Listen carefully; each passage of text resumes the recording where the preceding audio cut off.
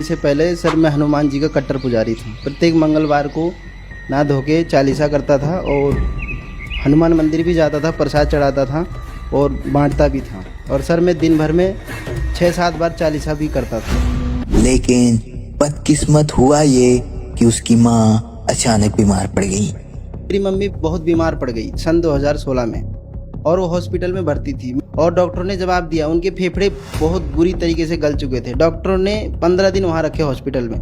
डॉक्टरों ने जवाब दे दिया ये नहीं बचेंगी। फिर हनुमान जी का कट्टर भक्त होने के साथ उनके परिवार वाले खूब मिन्नतें मांगते रहे, लेकिन डॉक्टरों ने हाथ खड़े कर दिए और कहा ये नहीं बच पाएंगी। भी हमारे पूरा परिवार, बड़े भाई सब उनसे मिन्नतें करते रहे, जितने पैसे चाहिए ले लो लेकिन हमारी मम्मी को ठीक कर दो। बड़े बड़े डॉक्टर थे, सर्जन थे, सब ने यही कहा ये ठीक नहीं हो सकती, आप इनको घर ले जाओ, ये कुछ ही दिनों की मेहमान है घर। हमारे मम्मी के फेफड़े बुरी तरीके से गल चुके थे, कुछ भी नहीं बचा था उसको और डॉक्टरों ने साफ मना कर दी ये नहीं बचेंगी। मम्मी को, मेरी मम्मी ऐसी हो गई थी कि बोल भी नहीं पा रही थी और उसी दौरान मेरी मम्मी का अंत समय आ गया था।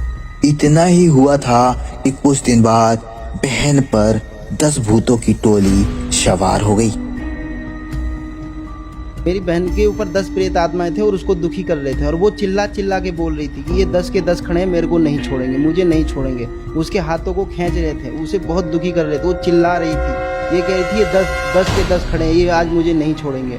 फिर क्या था इस व्यक्ति के दुख भरी मोड़ की कहानी, आइए पूरी देखते हैं। बंदी छोड़ सदगुरु रामपाल जी महाराज की जय, बंदी छोड़ सदगुरु रामपाल जी महाराज की जय हो। एक संत रामपाल जी महाराज का एक शिष्य मिला था और उन्होंने एक पुस्तक दी थी ज्ञान गंगा। सर उस पुस्तक को मैंने पढ़ा।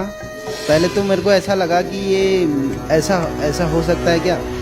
तो सर जब मैं उस पुस्तक को पढ़ने लग गया तो उसमें कुछ अलग ही ज्ञान था, ऐसा हमने कभी सुना नहीं था। उसमें जब हमने पढ़ा तो वेद शास्त्रों की सारी बातें थी और सब भक्ति के बारे में, गुरु के बारे में क्या होते सब कुछ पढ़ा हमने। ऐसे हम कभी सुना करते थे वेद शास्त्रों के बारे में, वेदों के बारे में। जब सर हमने वो पुस्तक पढ़ा तो शुरू में तो ऐसा लगा कि ऐसा नहीं हो सकता, पर बाद में इतनी रुचि बनी, पढ़ते रहे। तो सर मैं संत रामपाल जी महाराज का पुस्तक पढ़ा, उसमें मेरे को ज्ञान समझ में आ गया। आत्मा में ये तो हो गया कि ये फाइनल ज्ञान है, लेकिन फिर भी एक बार ऐसा लगा कि एक बार गीता से प्रमाण मिलाया जाए। यदि गीता में सारे प्रमाण मिलते हैं तो ज्ञान नंबर 1 का है और ये सच्ची भक्ति है, सत साधना है। इससे ही जीव का कल्याण हो सकता है, हमारा मोक्ष हो सकता है। तो सर मैंने फिर किताब पढ़ने के 18 दिन के बाद मैंने संत रामपाल जी महाराज जी से बरबाला में जाके नाम दीक्षा ली। ज्ञानी जी, हर इंसान चाहता है कि अगर वो भक्ति कर रहा है तो उसे लाभ मिले, उसकी परेशानियां ठीक हों और उसका परिवार भी सुरक्षित रहे। तो आपको क्या लाभ मिले संत रामपाल जी महाराज से नाम दीक्षा लेने के बाद? हाँ सर, संत रामपाल जी महाराज जी की शरण में आने के बाद मुझे बहुत सारे लाभ मिले। सबसे पहले तो सर मेरे को पूर्ण आध्यात्मिक ज्ञान हुआ कि पहले हमें पता नहीं था कि गुरु क्या होते हैं, गुरु बनाना चाहिए या नहीं बनाना चाहिए। वेद शास्त्र सुने थे, लेकिन संत रामपाल जी महाराज जी के शरण में आने से पूर्ण आध्यात्मिक ज्ञान का पता चला, सद्भक्ति के बारे में पता चला, सदगुरु क्या होते इसके बारे में पता चला। मेरी मम्मी बहुत बीमार पड़ गई सन 2016 में और वो हॉस्पिटल में भर्ती थी। मेरी मम्मी भक्ति भी नहीं करती थी और डॉक्टरों ने जवाब दिया, उनके फेफड़े बहुत बुरी तरीके से गल चुके थे। डॉक्टरों ने 15 दिन वहाँ रखे हॉस्पिटल में। डॉक्टरों ने जवाब दे दिया ये नहीं बचेंगी। फिर भी हमारे पूरा परिवार, बड़े भाई सब उनसे मिन्नतें करते रहे, जितने पैसे चाहिए ले लो लेकिन हमारी मम्मी को ठीक कर दो। बड़े बड़े डॉक्टर थे, सर्जन थे, सब ने यही कहा ये ठीक नहीं हो सकती, आप इनको घर ले जाओ, ये कुछ ही दिनों की मेहमान है करके। हमारे मम्मी के फेफड़े बुरी तरीके से गल चुके थे, कुछ भी नहीं बचा था उसमें और डॉक्टरों ने साफ मना कर दी ये नहीं बचेंगी। तो फिर सर हम उनको घर ले आए और घर में आने के बाद मम्मी की हालत बहुत बेकार हो चुकी थी। बिस्तर पे पड़ी थी, ना बोल पा रही थी, ना किसी को सुन पा रही थी, बस ऐसी जिंदा लाश हो गई थी। सबको यही लगा कि अब ये नहीं बचेंगी। मैंने सर संत रामपाल जी महाराज जी से नाम लिया था। तो वैसे तो हम क्या कर सकते थे, लेकिन मम्मी की ये हालत थी, मैं उनका बेटा था तो मुझे बहुत दुख लगता था कि मम्मी का ये बुरा हाल है, अब तो नहीं बचेगी। डॉक्टरों ने भी जवाब दे दिया है। तो सर फिर मम्मी को मैंने यही कहा कि मम्मी, सबको बचाने वाले भगवान हैं, संत रामपाल जी महाराज पूर्ण सदगुरु हैं, वही परमात्मा हैं। आप उनको याद करो, उनको सच्चे दिल से याद करो। आप भक्ति तो नहीं करती लेकिन सच्चे दिल से याद कीजिए, वही आपकी रक्षा कर सकते हैं, वही आपकी आयु बढ़ा सकते हैं। लेकिन यदि आप उनसे प्रार्थना करोगे तो सद्भक्ति करने के लिए प्रार्थना करना, तभी वो आप पे दया करेंगे। तो सर मेरी मम्मी ऐसी हो गई थी कि बोल भी नहीं पा रही थी, और उसी उसी दौरान मेरी मम्मी का मतलब अंत समय आ गया था। मेरी मम्मी को रात को यम के दूत दिखे, 4 यम के दूत आए। विकराल शरीर था, लंबे लंबे बाल थे और उनके दांत बहुत बड़े बड़े थे। तो सर मम्मी को यम के दूत दिखे, और फिर मम्मी बहुत डर गई और बोल भी नहीं पा रही थी। क्यों? क्योंकि भक्ति करती नहीं थी। तो यम के दूतों ने उसकी जुबान को भी बंद कर दिया। तो मम्मी बुरी तरीके से डर गई, क्योंकि सब उन्हें पता चल गया मेरा अंत समय आ गया। तो मैंने मम्मी को हर बार समझाता था, मम्मी हमेशा संत रामपाल जी महाराज को ही याद करना, वही सबको बचा सकते हैं, वही सब कुछ कर सकते हैं। तो मम्मी ने उस समय मुसीबत के समय उन मम्मी के मुंह से आवाज़ नहीं निकली, लेकिन मम्मी ने फिर भी अंत में बहुत जिद करके एक बार ये बोला, पिताजी बचाओ। तैसे ही वहाँ पे संत रामपाल जी महाराज प्रकट हो जाते हैं, और मेरी मम्मी, वो यम के दूत आकाश में उड़ जाते हैं, और मेरी मम्मी देखती है कि गुरुजी आ गए। इससे पहले हमारी मम्मी ने कभी गुरुजी को देखा नहीं, ना नाम लिया। फोटो में मैं घर में भक्ति करता था, वो फोटो देखती थी मम्मी। तो मेरे मम्मी को ये पता चल गया कि ये गुरुजी हैं, संत रामपाल जी महाराज हैं। तो मेरी मम्मी ने मेरे गुरुजी आए संत रामपाल जी महाराज, और मेरी मम्मी को आशीर्वाद दिया और कहा, बेटा मैं तेरी आयु बढ़ाता हूँ, और इस आयु को सद्भक्ति के लिए ही दे रहा हूँ। सद्भक्ति करना और अपना कल्याण कराना। और परमात्मा ये भी बोले कि मैं अपने भगत के कारण, मैं अपनी भगत की लाज बचाने के लिए आपको जीवन दान देता हूँ, क्योंकि मेरा भगत दुखी था करके। मैंने गुरुजी से यही प्रार्थना किया कि गुरुजी, मैं ये नहीं कहता मेरी माता को जीवन दान दो या उनको स्वस्थ करो। मैंने ये कहा था कि अगर वो दुखी होंगी तो हम भी दुखी होंगे, तो परमात्मा आप दया करो। तो मेरे गुरुजी आशीर्वाद देकर चले गए। उसी दिन मेरी माता जी ने 1 महीने तक कोई आहार नहीं किया, न किसी से बोल पाई, न किसी की बातें सुन पाती थी। लेकिन उसी के जस्ट दूसरे दिन सुबह से मेरी मम्मी बोलने लग गई, अपने पाँव पे चलने लग गई और खाना खाने लग गई। मैं सत्संग में जा रहा था रविवार के दिन, लेकिन किसी कारणवश मैं वहाँ नहीं जा पाया, वापस घर आ गया। जब मैं दोपहर को घर आया, मम्मी आई, बैठी, मेरे से बात करने लगी। तो मैंने देखा कि मम्मी खुद अपने पाँव पे चल के आई। मैं हैरान हो गया। तो मैं मम्मी से कुछ पूछता, उससे पहले मम्मी मुझे सारी घटना बताने लग गई कि ऐसे ऐसे मेरे को यम के दूत दिखे थे, संत रामपाल जी महाराज आए, मेरे को आशीर्वाद दिया, जीवन दान दिया, सद्भक्ति के लिए ऐसे संत रामपाल जी महाराज बोल के गए। मैंने कहा, मम्मी ये तो बहुत ही अच्छी बात है, अब आप सद्भक्ति करना, अब आप गुरुजी से नाम ले लो। तो सर मेरी मम्मी को फिर संत रामपाल जी महाराज जी से मैंने उनको उपदेश दिलाया। 5-6 साल हो गए, आज भी मेरी माता पूर्ण रूप से स्वस्थ है, अपने पाँव पे चलती है, और उनको कोई दिक्कत नहीं, कोई तकलीफ नहीं। और सर मेरी बहन के ऊपर 10 प्रेत आत्माएं थे और उसको दुखी कर रहे थे, और वो चिल्ला चिल्ला के बोल रही थी कि ये 10 के 10 खड़े हैं, मेरे को नहीं छोड़ेंगे, मुझे नहीं छोड़ेंगे। उसके हाथों को खींच रहे थे, उसे बहुत दुखी कर रहे थे। वो चिल्ला रही थी, ये कह रही थी ये 10 के 10 खड़े हैं, ये आज मुझे नहीं छोड़ेंगे। सर मैंने नया नया उपदेश लिया था, उस समय प्रथम मंत्र मिला था मुझे।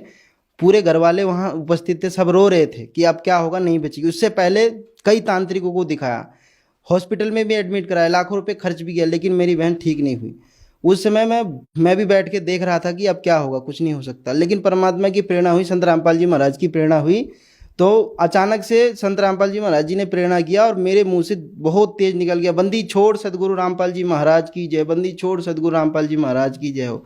वो मेरी बहन को सब छोड़कर मेरे तरफ देखने लगे, इसको क्या हो गया, ये क्या बोलने लग गया।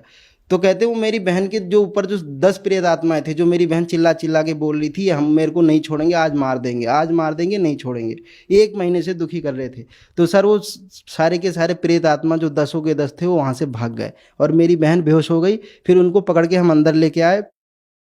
1 महीने से मेरी बहन ने ना कोई पानी पिया, ना कोई खाना खाया। तो सर उसी रात को जहाँ मैंने आसन लगाया था संत रामपाल जी महाराज का, वहाँ पर लेकर आए, और वहाँ मेरी बहन ने पानी भी पिया और खाना भी खाया, और उसी दिन से पूर्ण रूप से स्वस्थ हो गई। मैंने संत रामपाल जी महाराज जी से प्रार्थना भी लगवाया था। तो मेरी बहन के लिए बोला गुरुजी ने, जल्द से जल्द बेटी को नाम दिला दो। तो संत रामपाल जी महाराज जी के यहाँ उसे ले जा हमने उपदेश दिलाया। तो मेरी बहन आज पूर्ण रूप से स्वस्थ है, उसको कोई दिक्कत नहीं है। सर मेरे को एक बीमारी हो गई थी, फिस्टुला, जिसे भगंदर कहते हैं। 2 साल से था, मुझे पता नहीं चला, मैं बहुत तकलीफ होती थी, मुझे तो बहुत दर्द होता, पस आता था, लेकिन मेरे को पता नहीं था कि ये क्या तकलीफ है। जब 2 साल बाद मुझे बहुत दिक्कत होने लग गई, तो सर मैं डॉक्टर के पास गया। तो डॉक्टर ने सीधे मेरे को सर्जन के पास भेज दिया। उन्होंने बोला इसका ऑपरेशन होगा। मैं सर्जन के पास गया, सर्जन ने यही बोला इसका ऑपरेशन हो। उन्होंने मेरे से 10-12 टेस्ट करवाए, HIV टेस्ट करवाए, शुगर टेस्ट करवाया, और भी बहुत सारी टेस्ट करवाए मुझसे। उन्होंने बाद में बोला आपको ऑपरेशन कराना पड़ेगा। सर्जन डॉक्टर ने ये कहा मैं लिख कर देता हूँ, 99% ऑपरेशन से ही ठीक होते हैं, क्योंकि उन्होंने ये भी टेस्ट करवाया था कि इस फिस्टूला की पहुँच कहाँ तक हो चुकी है। उन्होंने ये कहा था कि इसकी पहुँच हड्डी तक जा चुकी है, अब ये कैंसर का रूप ले सकता है। अगर इन्फेक्शन हड्डी में हो गया तो कैंसर बन सकता है। और आप अगर जल्द से जल्द इसका ऑपरेशन नहीं कराते हैं तो आपको कैंसर होने से कोई नहीं बचा सकता। ये वहाँ के डिस्ट्रिक्ट हॉस्पिटल के सर्जन, जो सबसे बड़े डॉक्टर होते हैं सर्जन, उन्होंने ये बोला था, मैं लिख के दे सकता हूँ। तो सर मैं बहुत दुखी हो चुका था उस समय कि अब मेरा क्या होगा। ऑपरेशन के लिए बोल दिया, मैं बहुत डर गया, मैं ऑपरेशन नहीं कराऊंगा करके। और मेरी उस समय आर्थिक स्थिति भी ऐसी नहीं थी कि हम ऑपरेशन करा सकते थे। मैं बहुत डर गया, क्या करते, मैंने किसी से नहीं बोला, घर में भी किसी से नहीं कहा।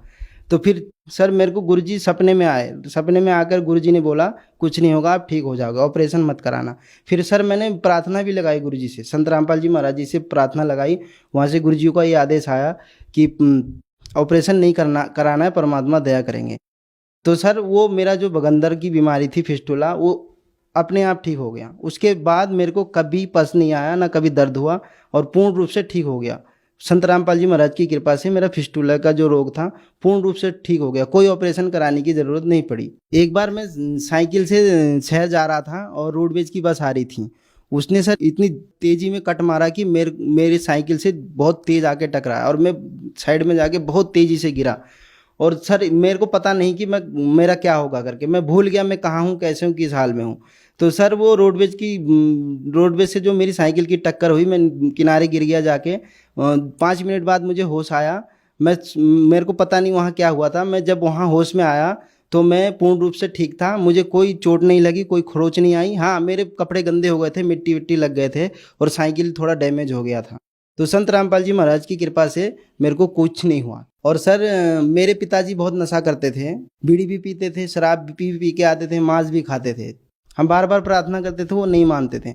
मैंने संत रामपाल जी महाराज से दंडवत प्रणाम करके कहा, हे भगवान मेरे भक्ति में बहुत बाधा आ रही है। तो संत रामपाल जी महाराज जी से जब मैंने दंडवत प्रणाम करके मैंने उनसे प्रार्थना किया, और पिताजी को बार बार प्रार्थना करता था। मेरे पिताजी बीड़ी भी छोड़ दिए और शराब भी छोड़ दिए, मांस खाना भी छोड़ दिए। मेरे पापा ने सारे नशे छोड़ दिए, जिससे मेरे को भक्ति में कोई बाधा नहीं आई। और गुरुजी की दया से ही उन्होंने, संत रामपाल जी महाराज की दया से ही उन्होंने नशा छोड़ा, अन्यथा वो नशा नहीं छोड़ सकते थे। ज्ञानी जी, आपके साथ एक बहुत बड़ा चमत्कार हुआ। आपकी माताजी के फेफड़े गल चुके थे। डॉक्टर्स ने आपको कह दिया था कि इन्हें घर ले जाओ, अब इनकी जिंदगी ज्यादा नहीं है। लेकिन संत रामपाल जी महाराज ने आपकी माताजी को जीवन दान दिया, और वो भी बिना दवाई बिना ऑपरेशन के ठीक हो गई। आज लाखों की संख्या में दर्शक आपका इंटरव्यू देख रहे हैं और उनके साथ भी ऐसे ही परेशानियां हैं, तो उनके लिए आप क्या कहना चाहेंगे? उनसे हम यही प्रार्थना करना चाहेंगे कि पूर्ण संत धरती पे आ चुके हैं। जो दिक्कत हमको थी, जो हमारे परिवार को थी, हमने संत रामपाल जी महाराज जी से दीक्षा लिया और आज पूर्ण रूप से ठीक हैं, सुखी हैं। सर जो भी दिक्कतें हमको थी, जो भी हमारे परिवार को दिक्कत थी, मेरी माता जी को जीवन दान मिला, मेरी बहन को जीवन दान मिला, मेरे को जीवन दान मिला। तो सर जो भी लोग आज हमको सुन रहे, देख रहे हैं, हम उनसे ये प्रार्थना करना चाहते हैं, जो भी दिक्कतें हमको थी, आप भी संत रामपाल जी महाराज जी से दीक्षा लेंगे तो आपको भी ये सारे लाभ मिलेंगे। लेकिन गुरुजी नियम बताते हैं, उस नियम को फॉलो करेंगे और नाम दीक्षा लेंगे तो आपको भी ये सारे लाभ हो सकते हैं। संत रामपाल जी महाराज जी का बहुत सारे टीवी चैनलों पे सत्संग आता है। सत्संग के दौरान नीचे एक पट्टी चलती है, उसमें उनके फ़ोन नंबर सारा पता लिखा होता है। जिसे भी नाम लेना हो उन नंबरों पे फ़ोन करके अपने नज़दीकी नामदान केंद्र का पता लगा सकते हैं और वहाँ से जाके नाम दीक्षा ले सकते हैं। धन्यवाद सर। सत साई।